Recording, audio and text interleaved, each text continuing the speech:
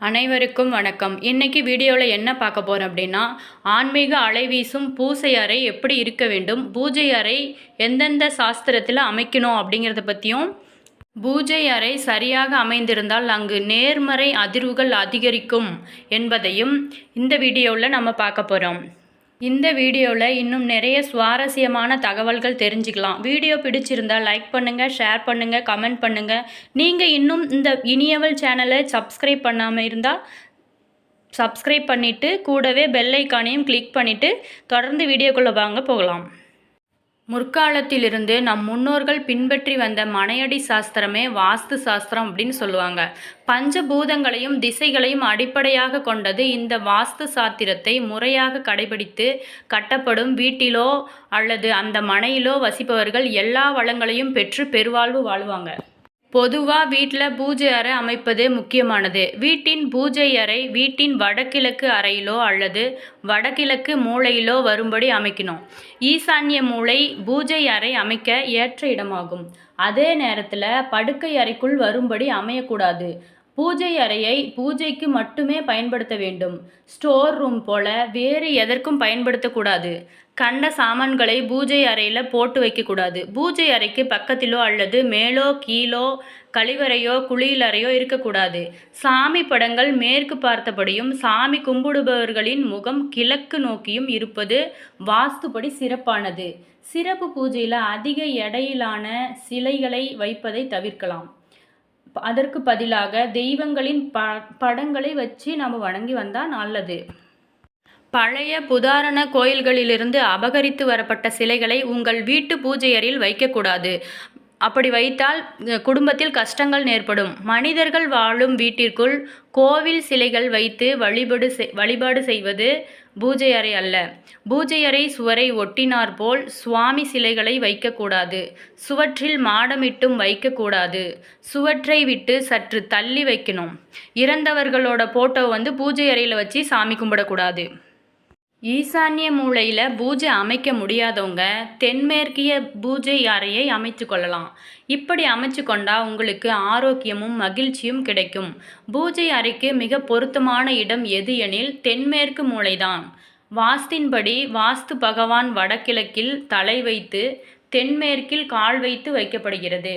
பகவானின் காலடியில் பூஜை அறை அமைத்து கொண்டால் அந்த வீடு கோவில்கள் போல் இறையருளோடு திகழும். பூஜை அறையை புனிதமான இடமாக கருத வேண்டும். தவிர தேவையற்ற பொருட்களை போட்டு வைக்கும் இடமாக பயன்படுத்தினா தீராத கஷ்டங்கள் தீரும். பூஜை அறைக்கு போடப்படும் கதவுகள் எப்போதுமே இரட்டை கதவுகளாக இருந்தால் ரொம்ப சிறப்பாக இருக்கும். வீட்டுக்குள் பூஜை அறை அமைக்கும்போது தென்மேற்கு மூலையில் பூஜை அறை அமைப்பது மிகவும் சிறப்பானது. இதிலும் வடக்கு மற்றும் கிழக்கு நோக்கி தலைவாசல் வச்சு வீடுகளுக்கு குறிப்பாக தென்மேற்கில் பூஜை அறை அமைப்பது ரொம்ப சிறப்பானது. சில வீடுகளில் தென்மேற்கு மூலையில் வாஸ்துப்படி சரியாக படிக்கட்டுகள் அமைப்பது போல் தளத்திற்கு செல்லும்படி அமைத்துவிட்டு அந்த படிக்கட்டுக்கு கீழே தரைத்தளத்தில் பூஜை அறை அமைப்பாங்க. இது முற்றிலும் தவறு. எப்போதும் எந்த இடமானாலும் படிக்கட்டுக்கு கீழே பூஜை அறை அமைக்கவே கூடாது. அது அந்த வீட்டின் மகிழ்ச்சியை கெடுத்துவிடும். சண்டை சச்சரவை அதிகரிக்கும். மருத்துவ செலவுகள் அதிகரிக்கும். நாம் சொந்த வீட்டில் இருந்தாலும் சரி, வாடகை வீட்டில் இருந்தாலும் சரி, நாம் வசிக்கும் இடத்துல நம்மை காக்கும் தெய்வத்திற்கு என்று தனியாக ஒரு இடம் ஒதுக்க வேணும். தெய்வத்தின் அருள் இருந்தால் மட்டுமே நம்ம வாழ்வில் அனைத்து நலன்களையும் பெற முடியும். சில வீடுகளில் தனியான பூஜை அறை என்பது இருக்கும், சில வீடுகளில் இருக்காது. ஆனால் வாடகை வீடுகளில் சிறிய வீடுகளில் இருப்பவங்க இப்படிப்பட்ட பூஜை அறை அமைக்க வாய்ப்பு இருக்காது. சிறிய இடத்தை மட்டுமே வழிபாட்டிற்காக ஒதுக்கி வச்சிருப்பாங்க. பூஜை அறை எப்படி இருந்தாலும் எந்தெந்த சுவாமி படங்களை வீட்டில் வைக்க வேண்டும், பூஜை அறையை எப்படி பராமரிக்க வேண்டும் என்பதில் பல சந்தேகங்கள் இருக்கும். அப்படிப்பட்ட சந்தேகங்களுக்கு இந்த பதிவு பயனுள்ளதாக இருக்கும். பூஜை அறை அல்லது தெய்வ படங்களை நாம் வைப்பதற்காக ஒதுக்கி இருக்கும் இடம் சிறியதோ அல்லது பெரியதோ, ஆனால் அந்த இடம் சுத்தமானதாகவும் நறுமணம் நிறைந்ததாகவும் இருக்க வேண்டும்.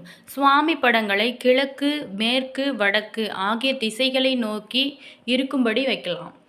தட்சிணாமூர்த்தி, நடராஜர் போன்ற சுவாமி படங்களை மட்டுமே தெற்கு நோக்கி பார்த்து வைக்க வேண்டும்.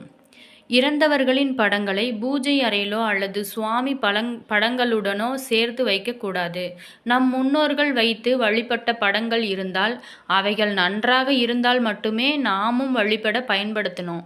சேதமடைந்த சுவாமி படங்கள் அல்லது சிலைகளை வீட்டில் வழிபடக்கூடாது. சிலைகள் வைத்து வழிபடுவதாக இருந்தால் அவை சிறியதாக இருக்க வேண்டும். தினமும் அபிஷேக அலங்காரம் ஆராதனைகள் செய்து நைவேத்தியம் படைத்து வழிபட முடியும் என்றால் சிலைகளை வைத்து வழிபட வேண்டும். ஒரு கோவிலுக்கு சென்று அங்குள்ள சுவாமி படங்களை வாங்கி வந்து வீட்டில் மாட்டி வைத்தால் போதும். அந்த தெய்வம் நம்முடைய வீட்டில் நிலை பெற்று இருக்கும் என நினைக்கக்கூடாது. அந்த தெய்வத்திற்குரிய மந்திரம் பதிகங்களை தொடர்ந்து பாராயணம் செய்து கொண்டே இருந்தால் அந்த ஒளியால் ஈர்க்கப்பட்டு அந்த தெய்வ படத்திற்கு உரு ஏறி அந்த தெய்வத்தின் அருள் நிறைந்திருக்கும். உரு ஏற திரு ஏறும் என்பதும் சிலரின் வீடுகளில் தெய்வ படங்கள் தங்களிடம் பேசுவதைப் போலவே இருப்பதற்கும் இதுதான் காரணம்.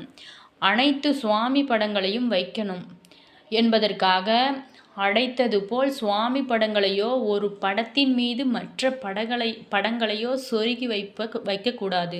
வீட்டில் வைத்துள்ள தெய்வத்தின் படம் தெளிவாக தெரியும்படி சுவாமி படங்களை வைக்க வேண்டும்.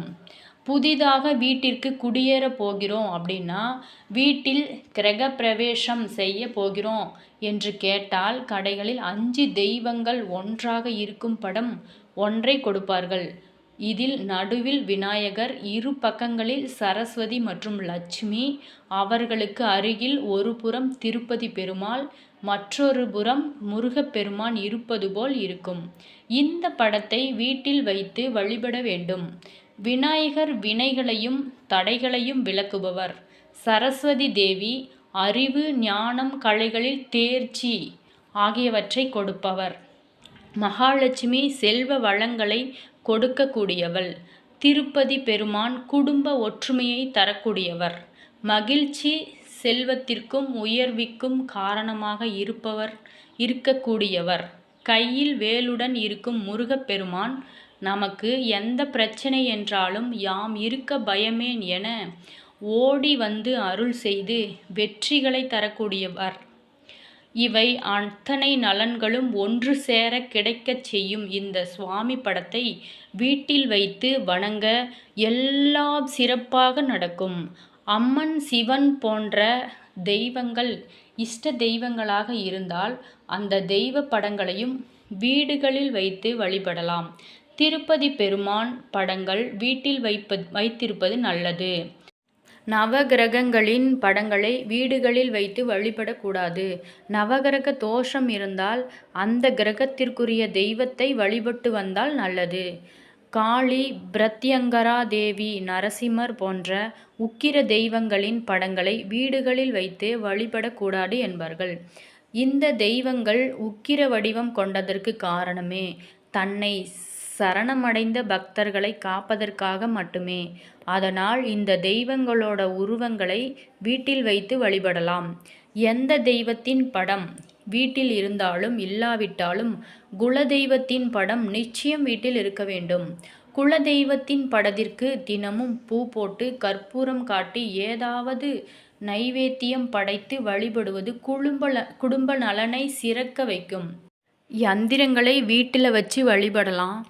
ஆனால் அந்த யந்திரத்தில் அடைக்கப்பட்ட தெய்வத்திற்கு எவ்வளவுதான் தினமும் மந்திர ஜபம் செய்து வழிபட்டு வந்தாலும் 12 ஆண்டுகள் மட்டுமே சக்தி இருக்கும். அதற்கு பிறகு அது சாதாரண தகடாக மாறிவிடும்.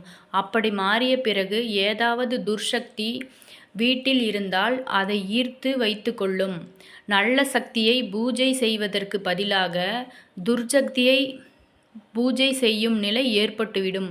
இதனால் தான் முடிஞ்ச வர யந்திரங்களை பூஜை அறையில் வச்சு வழிபடுவதை தவிர்க்க வேண்டும்.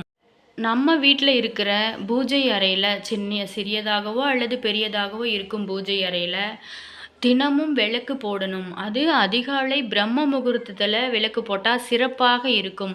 அட்லீஸ்ட் என்னால் முடியல பிரம்ம முகூர்த்தத்தில் அப்படின்னா சுப முகூர்த்தத்துலையாவது விளக்கு போட்டால் நல்லதே நடக்கும். நடக்கும், சுபகாரியங்களும் நடக்கும். ஓகே நண்பர்களே, இந்த வீடியோ உங்களுக்கு பிடிச்சிருந்தால் லைக் பண்ணுங்கள், கமெண்ட் பண்ணுங்கள், ஷேர் பண்ணுங்கள். நம்ம சேனலை சப்ஸ்கிரைப் பண்ணலைன்னா இது வரைக்கும் நீங்கள் சப்ஸ்கிரைப் பண்ணிக்கோங்க. பெல் பட்டனை கிளிக் பண்ணிக்கோங்க. நன்றி நண்பர்களே.